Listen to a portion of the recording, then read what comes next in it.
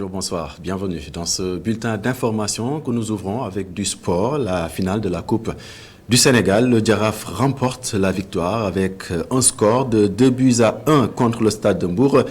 Le club de la Médina vient donc de remporter sa 6e Coupe du Sénégal. Les 2 buts marqués sur coup de pied arrêté. Bien que le Stade de Mbour ait réussi à égaliser à la 18e minute, il n'a pas su résister aux attaques de l'équipe adverse et en particulier à la tête de Mohamed Wele qui a marqué donc les 2 buts de la tête. Nous y reviendrons dans nos toutes prochaines éditions. Pendant ce temps, les assises des médias ont été donc le sujet ou le principal sujet donc débattu devant le jury du dimanche. Selon l'invité, Martar Sylla, ces assises sont arrivées à un moment crucial pour le secteur miné par de nombreux problèmes. Et en ce qui concerne l'emprisonnement des journalistes, le coprésident du comité scientifique des assises nationales des médias considère donc que ce n'est pas de bon augure. Suivons tout cela avec Momodou Diam, la synthèse donc de votre émission Le Jury du dimanche. D'abord sur les assises nationales des médias, Martar Sylla pense qu'elles tombent à pic. Pour le coprésident du comité scientifique de ces assises, elles sont initiées pour un secteur dynamique et rajeuni, mais miné de problèmes et des défis à relever. Il était, à mon avis, important de le faire, de nous asseoir, de professionnaliser davantage encore une fois. Ça reviendra beaucoup dans mon discours, de professionnaliser, sophistiquer le secteur, de mieux l'organiser, pour en faire non seulement un secteur d'accompagnement transversal qu'il est, de nourriture quotidienne puisque nous en consommons tous les jours, mais pour en faire un véritable levier de développement et en faire une véritable activité économique qui puisse être rentable. Oui, parce qu'on se rend compte qu'il y a aussi beaucoup de problèmes. C'est pourquoi il a été instauré la carte de presse, à laquelle moi-même je me suis soumise. Donc voilà, il y a, comme on dit, il y a beaucoup de gens qui sont rentrés dans la profession, voilà, sans qu'il y ait des justificatifs. Il faut aussi également le dire, beaucoup d'organes, ils appartiennent à qui? Ce secteur ne peut pas continuer à être fragilisé comme ça. Il ne faut pas que les médias soient considérés comme une sorte de Kleenex qu'on utilise et que l'on jette. Il faut donner de la dignité à la profession. Il faut donner de la dignité à ce secteur. Dans un contexte où il y a une large palette en termes d'offres programmatiques et de contenu dans les médias, l'expert consultant international suggère plus de professionnalisation, ainsi que de s'évertuer à rendre le secteur compétitif. On est dans un environnement donc compétitif, concurrentiel, où beaucoup de contenus sont là. Et l'un des défis, donc si on règle la question institutionnelle, est un problème qu'il faut régler. La viabilité économique, parce que le marché publicitaire n'est pas tel, et également le rapport entre le public et le privé en termes de financement, mais également il y a d'autres types de défis technologiques. Le défi de la formation. La formation, ce n'est pas le diplôme en tant que tel. C'est donner des moyens, donner des capacités, renforcer les capacités des gens. C'est par exemple toute une génération, dont la mienne, qui n'est pas une génération tellement connectée technologiquement, etc., qu'il faut qu'ils s'adaptent à des outils. Sur l'incarcération des journalistes, le coprésident du comité des assises nationales des médias estime que ce n'est pas de bon augure. Cela peut plomber des investissements, d'après lui. Il y a des choses qui se passent aujourd'hui au Sénégal qui ne devraient jamais se passer. Quand des journalistes sont emprisonnés, condamnés, etc., de fait, et l'image que ça renvoie, quel que soit ce que l'on pense de Reporters sans frontières, des organisations, etc., en termes de perception au niveau national, au niveau international, ce n'est pas de bon augure. Les investisseurs tiennent compte de ces paramètres-là.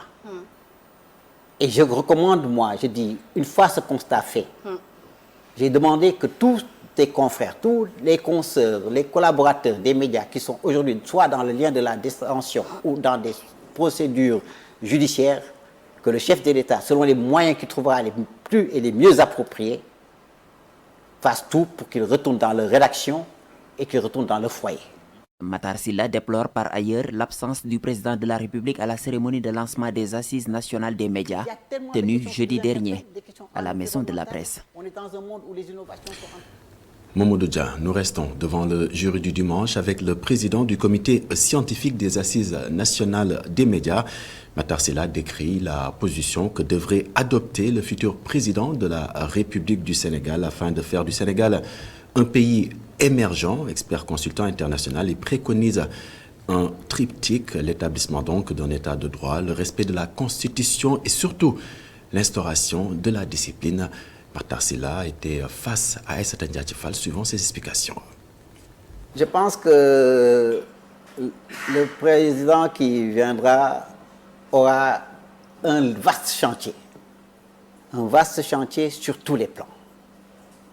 Je pense que l'objectif premier, c'est l'émergence. Mais l'émergence, ce n'est pas un slogan. L'émergence, c'est un programme, c'est des plans sectoriels, c'est une démarche. La base de cette émergence, ce sont les fondamentaux qui peuvent être tout ce qui est institutionnel. C'est l'état de droit, c'est l'environnement juridique, ce sont les libertés, c'est le respect de la Constitution, c'est la justice, la vérité. Une fois, j'allais dire, cette base de l'état de droit établie, c'est là où vous mettez ce qu'on appelle les piliers de l'émergence. Donc, voir les secteurs dans lesquels nous pouvons véritablement exceller, les identifier et mettre les gens au travail. L'une autre question qu'il faudra régler, c'est la question de la discipline de manière générale. Et elle s'applique à tout le monde, elle est valable pour tout le monde. L'éducation à la citoyenneté. Mais absolument. Et les attitudes. Nous devons être interpellés nous-mêmes. Donc la tâche sera ardue parce que nous avons pris de mauvaises habitudes, à tout point de vue. Parlons du Parti démocratique sénégalais, parti donc de l'ancien régime qui prévoit donc de participer à la présidentielle de 2024. La section communale de Thiès est mécontente de certains responsables nationaux. Les partisans de ce parti politique leur reprochent de vouloir nommer des responsables communaux en faisant fi de la volonté donc démocratique des militants de base. À Thiès-Ouest, c'est notamment le poste de coordonnateur communal qui crée la division. Suivons tout cela avec Isidore Alexandre Sena. Des responsables tapis dans l'ombre veulent s'aimer la zizanie au sein du PDS. En tous les cas, c'est le sentiment de beaucoup de responsables dans la capitale du rail qui se sont réunis au siège du Parti démocratique sénégalais. Allô, nous avons pris la décision que tel soit secrétaire général. Qui m'a dit parce que selon eux, leurs camarades sont en train de desservir le Parti démocratique sénégalais. L'actuelle équipe qui dirigée par Salou Dieng, ne donne aucune satisfaction à l'attente des militants et militantes, des bases, partout dans le Sénégal. Ils déstabilisent, ils annihilent les efforts des uns et des autres. C'est soit halte et il va arrêter. Diaga Diaw et ses camarades mettent en garde à qui veut les entendre. Mënoo yow sa patron respecté ñu yow mi nga xamanteni dang koy liggéeyal bëgguñu yapp mais ci lu muy téggu ci lool ak kañ lañ commencé yapp Thiès kañ lañu commencé yapp Thiès waay. Nous n'avons ni la force ni la puissance de mener des combats, mais par principe et engagement, fidélité et ancrage dans le parti, nous allons booster ce que nous avons fait, le choix de la base, démocratiquement, majoritairement, largement. Après la réhabilitation de Karim Wade, le combat qui vaille selon les libéraux, c'est la préparation de la présidentielle de février 2024 en lieu et place des querelles internes. La crise persiste au sein donc de la collectivité Lébou de Rufisque suite à l'affaire donc d'escroquerie foncière de Kaolack, dans laquelle le président du Conseil des notables Lébou du Grand Cap-Vert est impliqué. En réponse à cela, l'association donc des notables a destitué Palambang de ses fonctions de Ndeye Direo. Ce dernier a justement réagi en dénonçant les actions du Conseil, affirmant ainsi qu'un président d'une association ne peut pas lui retirer son titre. Suivant ses explications, il est au micro de Babacar Seka. C'est un problème foncier qui concerne entre lui, Mamadou Diop Thioune du CNL, et le CNL, qui ne me concerne même pas. Et j'en sais rien du tout, ni de près, ni de loin. Et aujourd'hui, ils ont des problèmes avec la justice. Ils sont partis là-bas. Je ne sais pas comment ça s'est passé. Et donc, ils ont payé. Et ils sont sortis. Ils étaient arrêtés. Ils sont payés. On les a libérés. Et moi, je n'étais même pas là, j'étais à l'étranger. Et si on dit, voilà, c'est pas le même qui est derrière Mamadou Thioune, c'est pas le même qui a payé les avocats, c'est pas le même... Attends, à quelle fin? Et quel but? Et qu'est-ce que je gagne? C'est pas mon rôle. En tant que Lébou, en tant que dignitaire, en tant que responsable. Je dois sauver et je dois aider, je dois accompagner, mais mon rôle, ce n'est pas de dissocier ou de faire des choses qui ne sont pas du tout catholiques. ce que le journaliste m'a posé des questions tout de suite là. Alors, qu'est-ce que tu as fait? Et d'accord, si on débarque une personne, on doit dire voilà, il a fait ça. Aujourd'hui, ils ne m'ont pas nommé. Je ne fais pas partie de leur organisation. Et c'est parce qu'aujourd'hui, on me reproche que je suis derrière Bathioune, je l'accompagne. Parlons à présent de la remise des titres de propriété aux habitants donc de Bala-Beye. Le maire de Thiès déplore le fait de ne pas avoir été impliqué à la préparation donc de cette cérémonie. Il en veut notamment au ministre des Infrastructures, des Transports terrestres et du Désenclavement. Selon lui, les règles qui régissent donc la République ont été bafouées lors de cette cérémonie de remise de 145 titres de propriété aux résidents de la cité Ibrahima Sarr, anciennement connue sous le nom de Bala-Beye dans la commune de Thiès-Est. Suivons justement les explications de Maître Ousmane Diagne, maire de Thiès-Est. Il est au micro de Isidore Alexandre Sena. Dans la commune de Thiès-Est dont nous sommes le maire. Et ça découle d'un décret présidentiel, notamment le décret 2008-1344 du 20 novembre 2008. Bala-Beye est un quartier de la commune de Thiès-Est, donc sous notre autorité. Donc il n'est pas compréhensible que pendant 6 mois, le gouverneur puisse mettre sur pied des commissions, que tous les services de l'État puissent y être conviés, notamment les impôts et domaines, l'urbanisme, le cadastre, la Sénélec, la CNO, l'ONAS, tous les services de l'État, sauf la commune de Thiès-Est qui abrite le quartier Bala-Beye. C'est pourquoi nous avons pensé qu'il y avait anguille sous roche. Parce qu'à Bala-Beye, il n'y a pas que seulement une surface bâtie. Il n'y a pas que seulement ces maisons-là qui ont été cédées aux populations. À Bala-Beye, il y a une surface non bâtie et sur laquelle il n'y a aucune information qui a été délivrée. Jusqu'au jour d'aujourd'hui, la commune de Thiès-Est n'est pas en mesure de vous dire combien de maisons ont été cédées aux populations, encore moins à qui ces maisons-là ont été cédées. Parce que tous ceux qui étaient à la cérémonie d'hier ont pu constater que c'est une remise symbolique qui a été faite, notamment à 10 personnes. Et vous auriez vous-même constaté que nous, en tant que maire de la commune de Thiès-Est, nous sommes partis avant même la fin de la cérémonie. Parce que nous avons trouvé qu'il n'était pas acceptable que une cérémonie de ce genre puisse se dérouler dans notre commune. Et que, comme les services du gouverneur ont l'habitude de le faire, que la mairie de la commune de Thiès-Est soit complètement zappée. Ils ont même été jusqu'à choisir les personnes qui prenaient la parole pour parler au nom des populations. Je crois qu'il y a une dame qui a été choisie pour parler au nom des populations de Bala-Beye, alors que le maire de la commune était sur place. Je ne crois pas que cette personne puisse avoir plus de légitimité que le maire que les populations se sont elles-mêmes choisies et légitimement au suffrage universel direct. Donc, pendant ce temps, le ministre Samba Ndiobenka poursuit lui ses tournées après Louga. Le ministre du Développement communautaire, de la solidarité nationale et de l'équité sociale et territoriale a procédé donc ainsi au lancement des opérations de paiement dans le cadre du projet de réponse à l'insécurité alimentaire. Une somme de plus de 200 millions de francs CFA répartie entre 1748 ménages a été donc allouée au département. Suivant les explications du ministre, il est au micro de Amadou Mardiallo. C'est dans cette optique que le gouvernement du Sénégal a mis en place ce projet de réponse à l'insécurité alimentaire pour soulager particulièrement les ménages affectés par la crise alimentaire et nutritionnelle. Messieurs, chers bénéficiaires, aujourd'hui nous marquons un tournant important dans notre engagement. Bien sûr, envers la sécurité alimentaire et le bien-être de nos concitoyens, en particulier ceux qui font face au défi de l'insécurité alimentaire. Cette journée consacre l'effectivité des transferts de 120 000 francs à chacun des 1748 ménages qui ont été ciblés. Ciblés bien sûr en collaboration avec les élus territoriaux, avec les autorités administratives et l'ensemble des parties prenantes.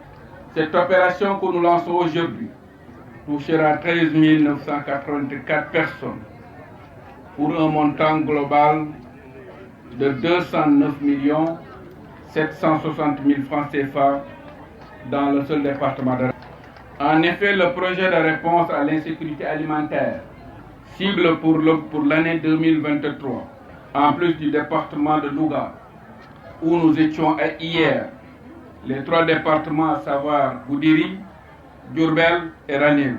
Au total, 27 537 ménages, soit 220 296 individus, sont soutenus avec une enveloppe globale de plus de 3 milliards de francs CFA.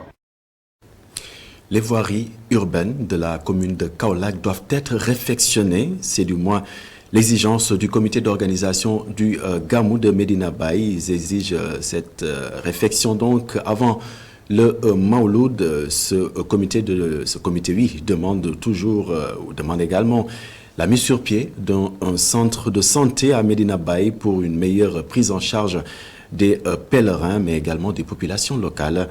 Suivons tout cela avec Sékou Diallo. Le comité d'organisation du Gamou de Medina Baye Kaolack attire l'attention des autorités sur la situation des voiries dans cette cité religieuse. Une bonne mobilité des personnes durant le Gamou préoccupe ce comité d'organisation. Et tous ceux qui connaissent Kaolack savent qu'actuellement, tous les axes à l'intérieur de Kaolack qui mènent à Medina méritent un travail important d'ici le Mawloud.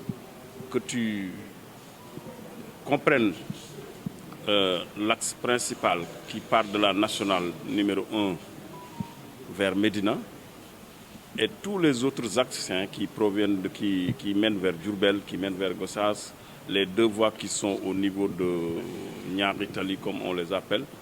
Tout ça, c'est des voies qui nécessitent un travail important d'ici le Gamou. Ce comité d'organisation appelle les autorités centrales de réagir pour une solution à ces difficultés avant le Gamou.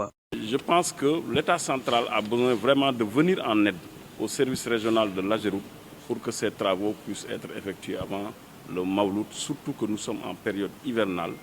Je pense que insister sur la mobilité des gens est un point important qui peut contribuer positivement à une bonne organisation du Gamou.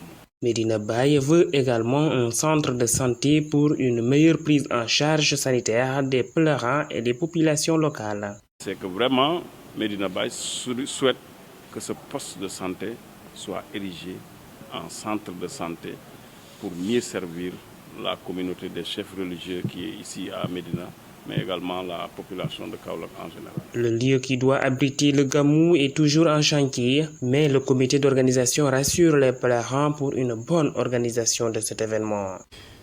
Place au reportage du jour. D'anciennes croyances ont été reléguées au rang des superstitions. Cependant, certains Sénégalais persistent à y croire. Un exemple, si vous voulez bien, est les parfums ou les chaussures interdits à offrir à votre partenaire, car cela pourrait bien provoquer Cupidon à retirer sa flèche, symbolisant ainsi la fin d'un amour passionné qui aurait duré peut-être longtemps. Nous avons rencontré des Sénégalais qui expliquent avoir vécu cette expérience. Suivant ce reportage, il est signé Ami Diouf. Je me rappelle de lui à chaque fois que je mets le parfum qu'il m'a offert. Offrir du parfum ou des chaussures à son partenaire, un signe d'affection pour certains, signe de malheur pour d'autres. Je n'offre pas de parfum, ce n'est pas sûr. Selon des croyances, ces cadeaux pourraient même signifier la fin d'une relation. Mam Diara est l'une de ces jeunes filles qui y croient.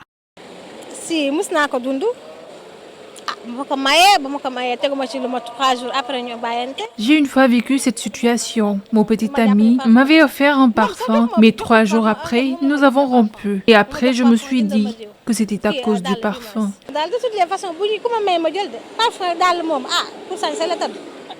Certes, il ne croit pas à ces théories, mais Lamine Ndoye préfère se méfier à cause de son ami qui a vécu l'expérience.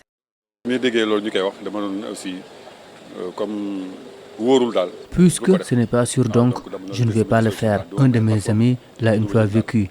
Il avait acheté des chaussures pour sa copine, mais quelques jours après, ils ont rompu. C'est pourquoi je pense que ce n'est pas sûr.